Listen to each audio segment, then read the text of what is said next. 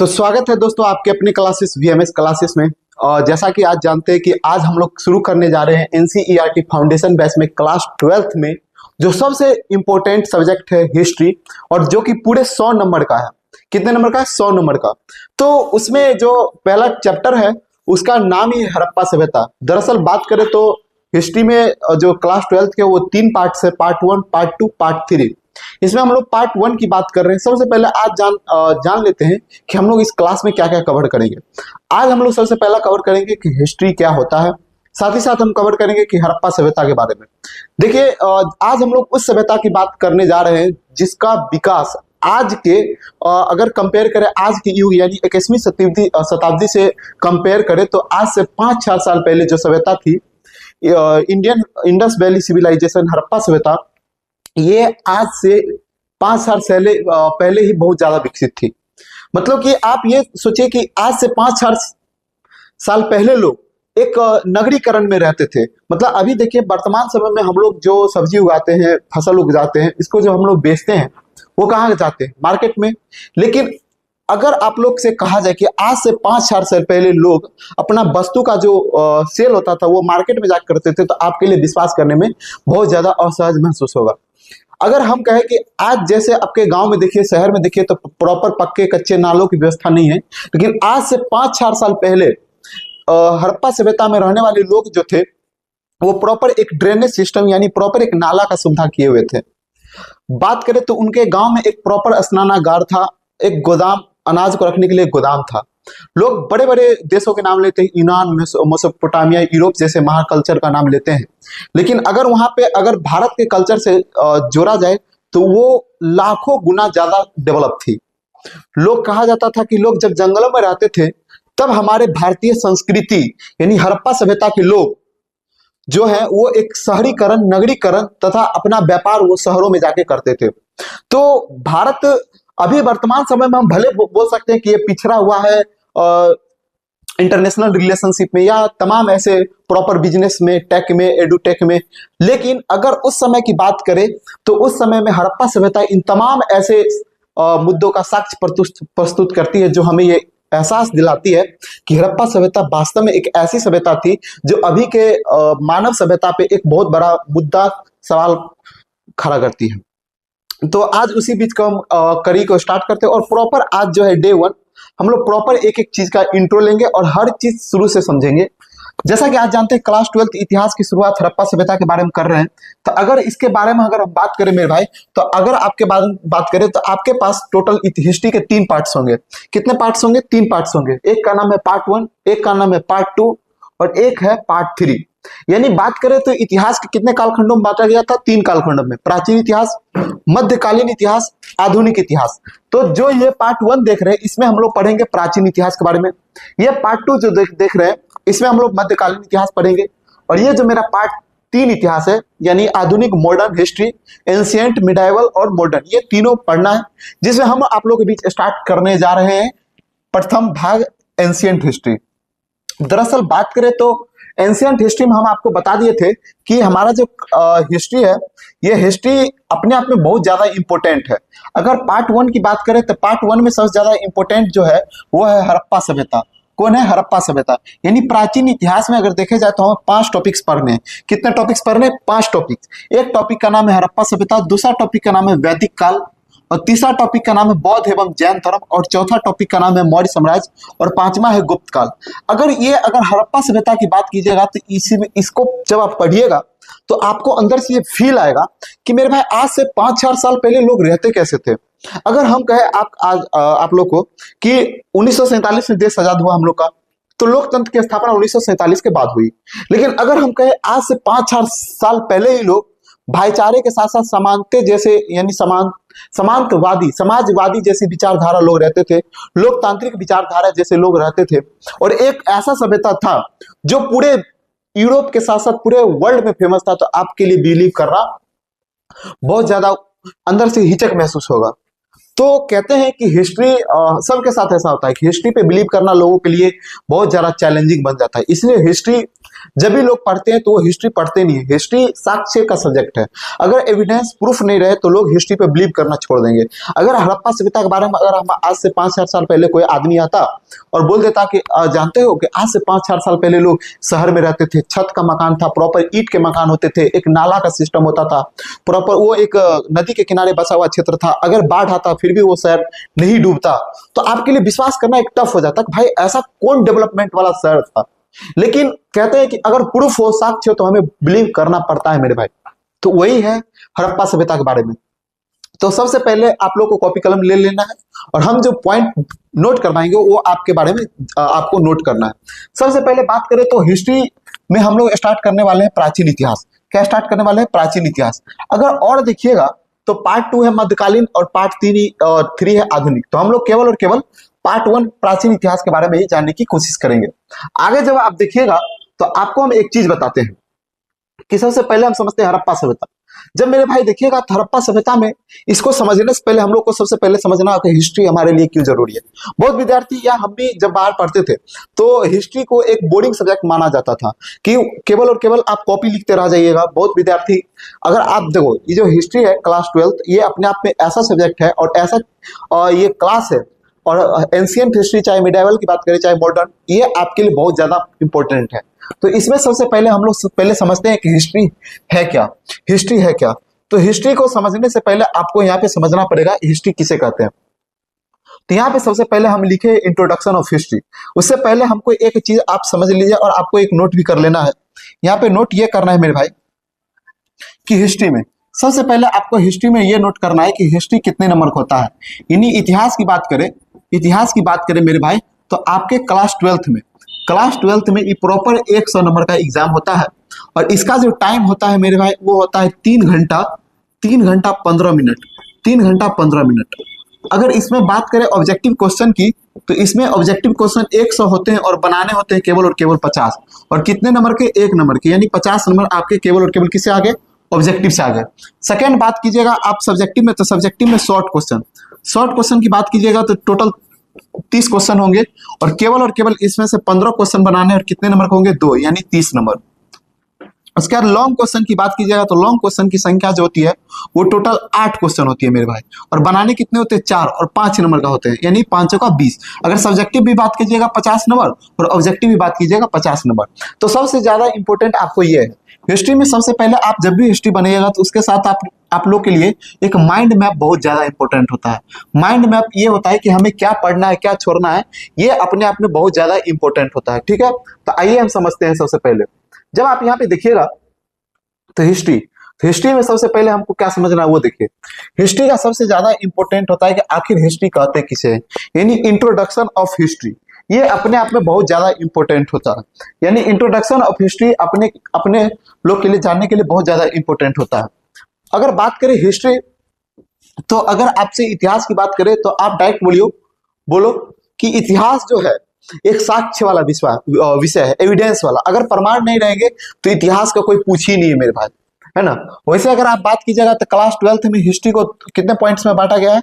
अगर आप बात कीजिएगा तो आपकी क्लास 12th में हिस्ट्री को 3 पार्ट्स में बांटे गए हैं। यहाँ पे अगर देखिएगा तो हिस्ट्री को 3 पार्ट्स में बांटा गया है। एक पार्ट जो है यानी पार्ट 1, अगर पार्ट 1 की बात करें तो आपका नाम है प्राचीन इतिहास। क्या नाम है? प्राचीन इतिहास। ठीक, उसके बाद पार्ट 2 का बात कीजिएगा तो उसका नाम है मध्यकालीन इतिहास। क्या नाम है? मध्यकालीन इतिहास। उसके बाद अगर आप पार्ट 4 का बात कीजिएगा, पार्ट 3 का, तो उसका नाम है आधुनिक इतिहास।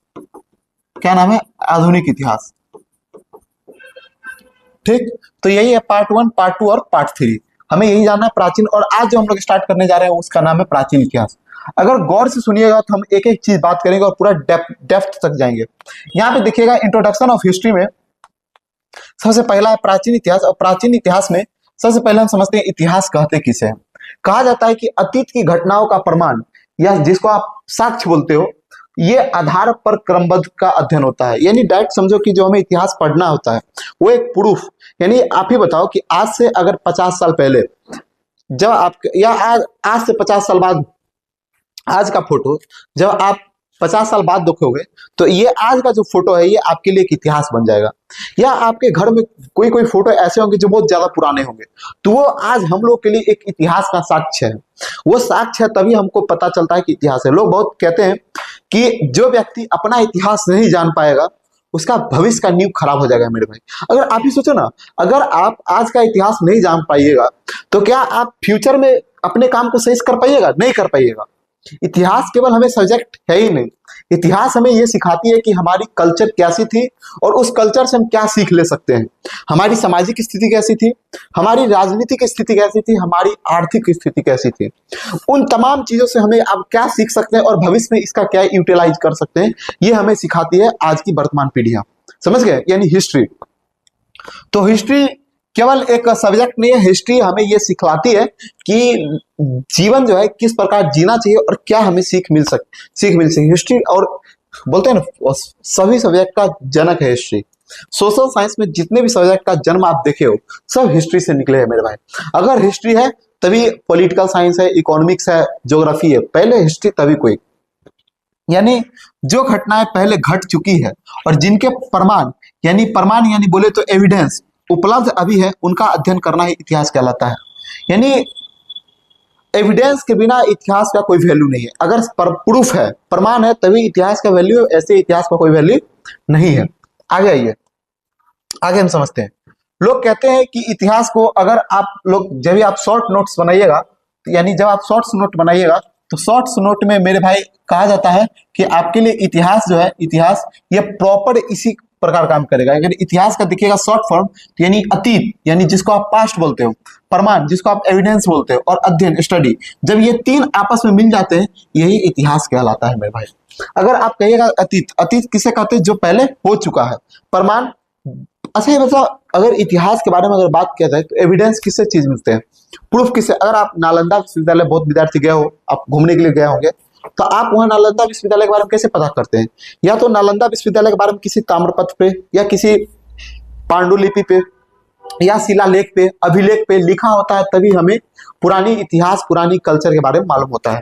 तो यानी जो प्रमाण मिलते हैं वो शिलालेख यानी पत्थरों पे लिखे हुए लेख से मिलते हैं, क्वाइन से मिलते हैं, सिक्के से, ग्रंथ से, अवशेष यानी जो बच जाते हैं उससे मिलते हैं। और जब घटनाओं का अध्ययन विश्लेषण रूप से यानी प्रॉपर विस्तार से करेंगे, वही इतिहास का एक प्रॉपर रूप है मेरे भाई। ठीक, अगर बात कीजिएगा इतिहास के जनक, तो इतिहास के जो जनक हो जाएंगे वो हो जाएंगे हेरोडोटस। कौन हो जाएंगे? हेरोडोटस। यानी इतिहास के जो जनक हो जाएंगे वो हेरोडोटस हो जाएंगे, यानी विश्व इतिहास के। और यहाँ पे करें भारतीय इतिहास के जो जनक हो जाएंगे वो हो जाएंगे कलहन। यानी अगर ऑल ओवर देखें तो इतिहास केवल और केवल किस पे आधारित होता है? प्रमाण पे। आइए इसी कड़ी को हम आगे बढ़ाते हैं और सबसे पहले हम समझते हैं, यानी आपके जो इतिहास में बांटे गए वो कितने पार्ट्स में बांटे गए? तो 3 पार्ट्स में, प्राचीन इतिहास, मध्यकालीन इतिहास और आधुनिक इतिहास। सबसे पहले स्टार्ट होते हैं और जो अध्याय 1 है उस अध्याय 1 का नाम है ईंटें, मणके तथा अस्थियां हड़प्पा सभ्यता, यानी सिंधु घाटी सभ्यता के बारे में हम लोग अध्याय 1 में पढ़ेंगे। जो ये क्लास चलेगा ये प्रॉपर हैंड रिटन नोट्स पे चलेगा। हैंड रिटन नोट्स इसलिए चलेगा ताकि आपको भी पता चले कि हमें किस तरीके से लिखना चाहिए।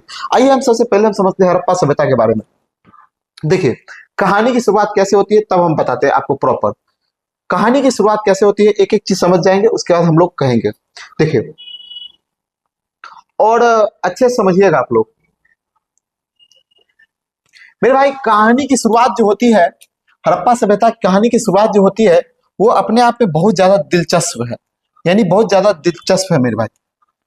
यानी कहानी की शुरुआत कहते हैं। अगर हम आपको कहें कि हड़प्पा सभ्यता की शुरुआत एक भगोड़े आदमी से होती है तो आप विश्वास नहीं कर पाइएगा। भगोड़े आदमी का मतलब क्या होता है आप बताते हैं। दरअसल आप जानते हैं कि 1600 ईस्वी में ईस्ट इंडिया कंपनी भारत आती है, तो उसी बीच ईस्ट इंडिया कंपनी का जो बोलबाला होता है वो पूरे भारत में धीरे धीरे बढ़ता चला जाता है। कहानी की शुरुआत होती है 1826 ईस्वी में। 1826 ईस्वी में कहानी की शुरुआत होती है और ये कहानी की शुरुआत होती है पंजाब में।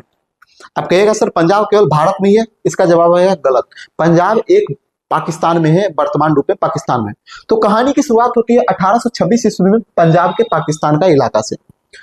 एक व्यक्ति ईस्ट इंडिया कंपनी में सिपाही के पद पे काम करते हैं और वो जो व्यक्ति होते हैं उनको बहुत ज्यादा घूमने का शौक होता है, बहुत ज्यादा डॉक्यूमेंट्री टाइप लिखने का शौक होता है, हिस्टोरिकल पैलेस देखने का मन होता है।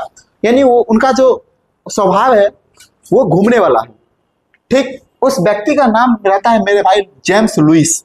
क्या नाम रहता है? जेम्स लुइस, जो कि ईस्ट इंडिया कंपनी के एक सिपाही होते हैं। ठीक, कहा जाता है कि इनका जो काम था, इनको जो शौक था, हॉबी था, वो कहानी लिखना, कहानी पढ़ना, साथ ही साथ हिस्टोरिकल पैलेस को विजिट करना। ठीक, 1826 कहानी की शुरुआत होती है। उसमें कहानी की शुरुआत यह है कि जब ये ईस्ट इंडिया कंपनी से भागे, और भागे भी इसलिए क्योंकि इनको जॉब करते करते लग रहा था कि नहीं, हम अपने मन पसंदीदा चीज नहीं कर पाएंगे, अपने डिजायर को पूरा करना चाहते थे। तो 1826 ईस्वी में James Louis East India Company को छोड़ के भागते हैं। जब वो सड़क को मतलब ईस्ट इंडिया कंपनी को छोड़ते हुए भागते हैं, तो ये दौड़ते दौड़ते दौड़ते दौड़ते पंजाब के में रुकते हैं। और संयोग से जैसे ही ये पहुंचते हैं, तो ये आप चाहते हैं जेम्स लुइस की हम अपना ये पहचान छुपाए। अगर हम अपना ये रियल नाम बता देंगे तो फिर ईस्ट इंडिया कंपनी वाले हमें खोज लेंगे। तो उस समय ये अपना नाम बदलते हैं, और ये अपना नाम बदल के रखते हैं चार्ल्स मैसन। क्या नाम रखते हैं? चार्ल्स मैसन। अगर पुरानी नाम बदले तो इनका जेम्स लुई, और जेम्स लुई के जगह अब नाम आ गया चार्ल्स मैसन। ये जाकर एक ऐसे टीले के पास जाते हैं जिनको ये खुद नहीं पता था कि हम हड़प्पा सभ्यता के पास आ गए। दौड़ते दौड़ते दौड़ते दौड़ते ये एक पुरानी टीले के पास चल जाते हैं, पुराने टूटे फूटे मकान के पास चले जाते हैं। इनको लगता है कि चलो ये टूटा फूटा मकान है, कोई बड़ी चीज तो है नहीं। तो ये जैसे ही रुकते हैं, तो वहां पे भी ये रुकते नहीं है, वो बस डॉक्यूमेंट्री लिखना स्टार्ट कर देते हैं चार्ल्स मैसन कि 1826 ईस्वी में मैंने एक बड़ा सा टीला देखा, एक नगर के रूप में बसा शहर देखा, जहाँ छोटे छोटे कमरे थे, एक प्रॉपर नाली थी, और एक बड़ा सा अन्नागार था, स्नानागार था। ये प्रॉपर मेंशन करते हैं। आसपास के लोग इसको भूतों का टीला मानते थे। ठीक है, तो कहानी की शुरुआत यहां तक रखते हैं। लेकिन उसी बीच 30 साल बाद, अगर 30 साल बाद कहानी का स्वरूप देखे तो बदल चुका था। 1856 ईस्वी में 1856 ईस्वी में अंग्रेज यानी जो ब्रिटिश थे, वो क्या करते हैं, यानी कराची, जो अभी वर्तमान कराची पाकिस्तान में और लाहौर भी पाकिस्तान में, कराची से लेकर लाहौर तक रेलवे लाइन बिछाती है। और ब्रिटिश जब 1856 ईस्वी में कराची से लेकर लाहौर तक रेलवे लाइन बिछाती है, तो भाई अब रेलवे ट्रैक हमको बिछाने के लिए तो हमको प्रॉपर पत्थर की आवश्यकता होगी, प्रॉपर लकड़ी की आवश्यकता होगी। वो क्या करते हैं कि हड़प्पा सभ्यता को, चार्ल्स मैसन को नहीं पता था कि हम हड़प्पा सभ्यता की खोज कर दे।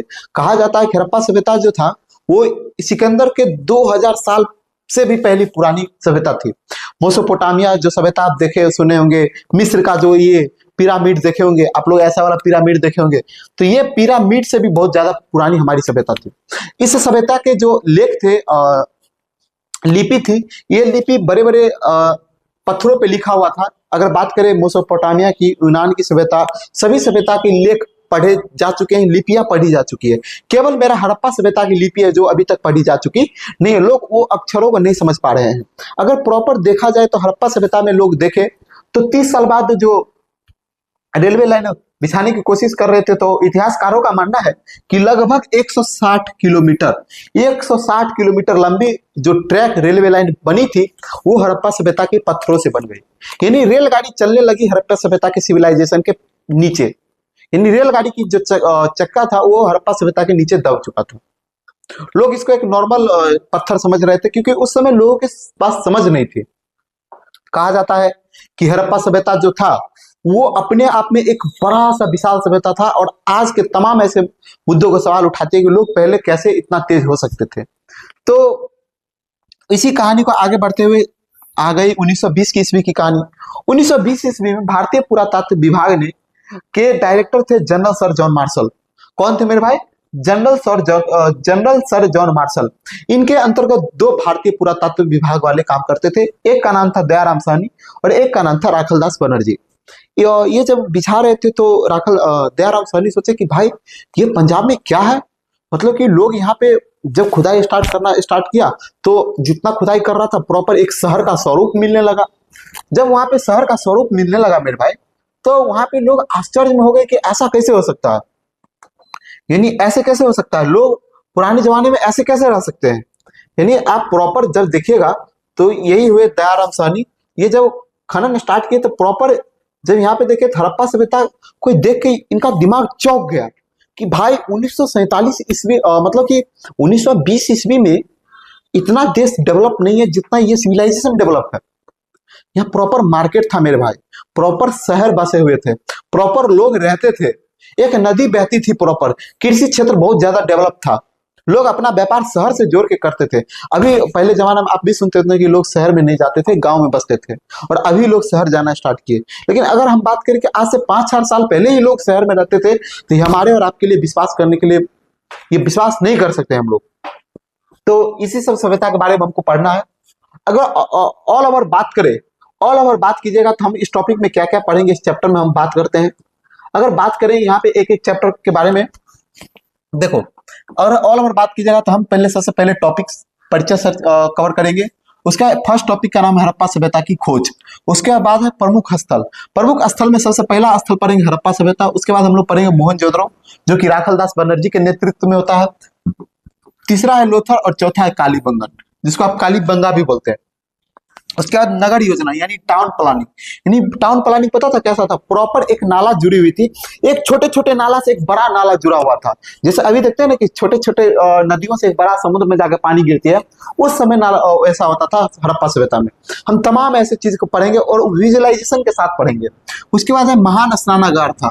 लोग कहे जाते थे, अभी लोग स्विमिंग पूल तालाब का समझ रखते हैं, लेकिन हम अगर आपसे बात करें कि आज से 5-8 साल पहले लोगों के पास स्विमिंग पूल था, और प्रॉपर स्विमिंग पूल ऐसे थे कि एक गंदे पानी निकालने का भी व्यवस्था था और नए पानी डालने का भी मेरे भाई व्यवस्था था। एक साथ 15 से 16 व्यक्ति एक साथ स्नान कर सकते थे। और उसके साथ पढ़ेंगे अर्थव्यवस्था और व्यापार। और ये जो अर्थव्यवस्था व्यापार था वो शहरीकरण के रूप में बदल चुका था, यानी लोग अपना व्यापार वो शहरों में जाके करते थे। उसके बाद है धर्म और सामाजिक जीवन। उसके बाद है पतन के कारण, यानी पतन क्यों हो गया। कहते हैं कि बुरी नजर बहुत ज्यादा काम करती है मेरे भाई।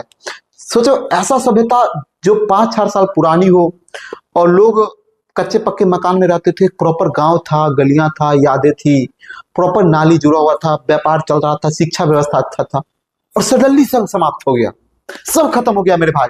जब खुदाई दयाराम साहनी खुदाई करवा रहे थे तो अंदर तरह तरह के कंकाल निकल रहे थे। किसी एक कमरा तो ऐसा निकला कि जहां 10-12 कंकाल एक साथ थे, मानो कि वो उसके ऊपर छत गिर गया। लोग अभी तक प्रॉपर ये अंदाजा नहीं लगा पाए कि आखिर ये अच्छा खासा सभ्यता हड़प्पा सभ्यता खत्म कैसे हो गया मेरे भाई।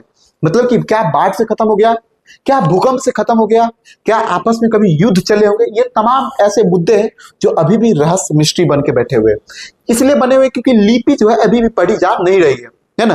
हिस्ट्री को हमको समझ समझ के पढ़ना है। साथ ही साथ लास्ट जो इंपॉर्टेंट है क्लास 12 के लिए, ये प्रीवियस ईयर क्वेश्चंस, यानी शॉर्ट क्वेश्चन और लॉन्ग क्वेश्चन, उसके बाद मैपिंग, उसके बाद ऑब्जेक्टिव क्वेश्चंस। आप ये बताइए कि अभी जो हम लोग स्टार्ट कर रहे हैं, इतिहास की कौन से ब्रांच स्टार्ट कर रहे हैं, कमेंट कर दीजिएगा। पहला क्वेश्चन।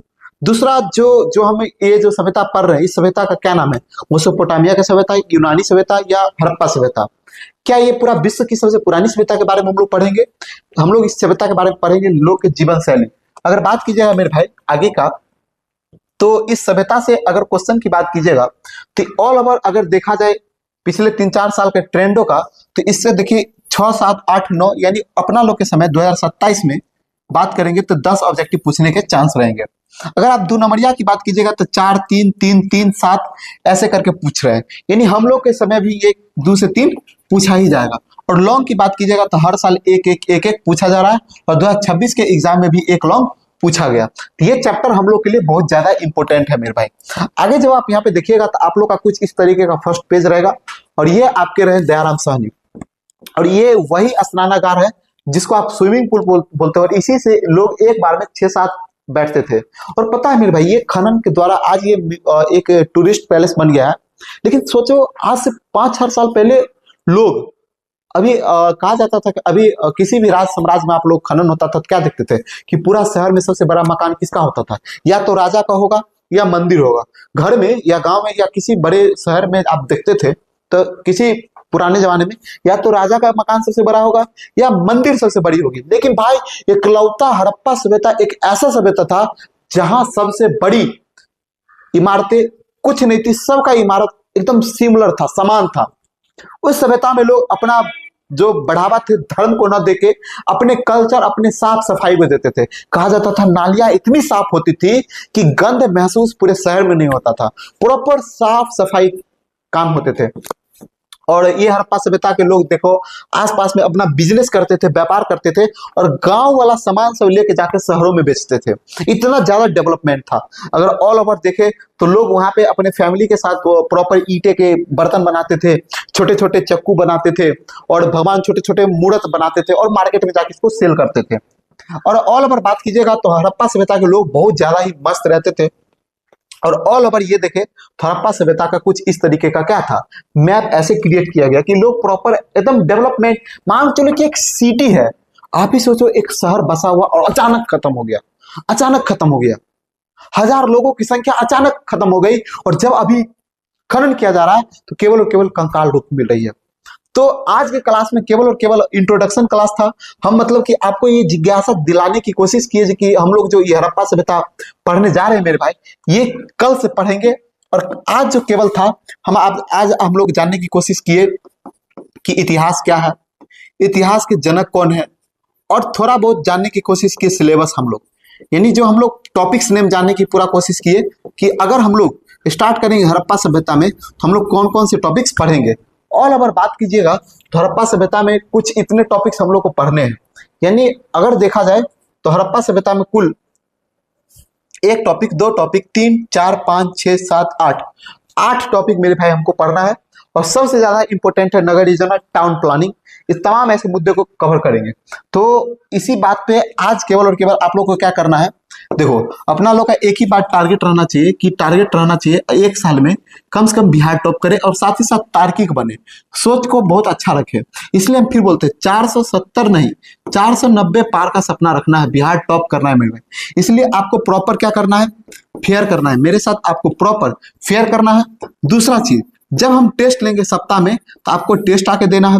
तीसरा चीज, आपको प्रॉपर याद करना है, ठीक है। और आज अभी जितना भी चीज लिखा है सब आपको क्या करना है, नोट कर लेना है।